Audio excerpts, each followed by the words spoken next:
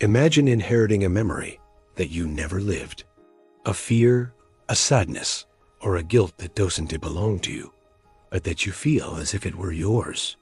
Today, you're going to discover how trauma can travel through time, hidden in gestures, silences, and unspoken family secrets. An invisible legacy that many carry unknowingly, the survivor's syndrome and intergenerational trauma. It all begins with a wound, an event so devastating that it shatters the human psyche. Wars, genocides, dictatorships, abuse. But the most surprising part isn't what happens at the moment. It's what happens after, when survivors try to move on. Think of those who lived through the Holocaust, civil wars, or oppressive regimes. They escaped alive, but not whole. Some took refuge in silence, others in denial. Many never spoke about what they saw, yet their children felt it all the same. Because trauma doesn't disappear, it transforms. Psychologists call it survivor's guilt, the unbearable feeling of being alive when others were not. A deep emotion that turns into perfectionism, anxiety, or a constant sense of unworthiness. And even though the event happened decades ago, its emotional echoes are passed down like a whisper engraved in the emotional DNA of the family. Children of war survivors often share invisible patterns: anxiety, fear of conflict, and the unconscious belief that they must be strong. These behaviors rarely come from personal experience. They come from inherited pain that was never spoken, only felt. There's a striking example. Grandchildren of Holocaust victims have shown, in several studies, higher levels of anxiety and hypervigilance, even without knowing why. They simply don't feel safe. And here's the shocking part.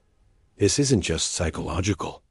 Some research suggests trauma leaves epigenetic marks on DNA, changing the way genes are expressed.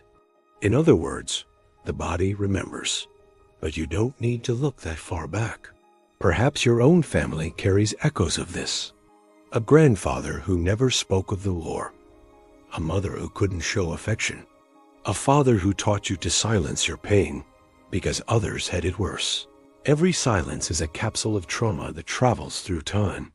And sometimes, descendants grow up trying to heal wounds that aren't theirs, obeying invisible family rules. Be strong, don't fail, don't cry. Thus, history repeats itself, even when no one tells it. Intergenerational trauma is transmitted not only through words, but through gestures, emotions, and the way we love or fear. A mother raised in fear may unconsciously teach her children to fear. A father who was humiliated may reproduce that harshness, believing it builds strength. A family that lost everything may unconsciously transmit the rule: don't risk, don't trust, don't shine too much. But here's the most powerful truth.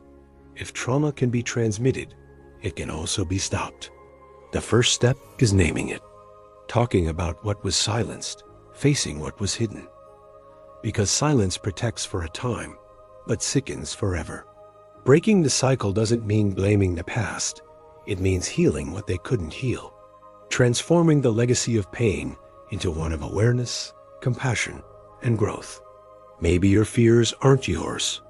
Maybe your sadness comes from a story you never heard.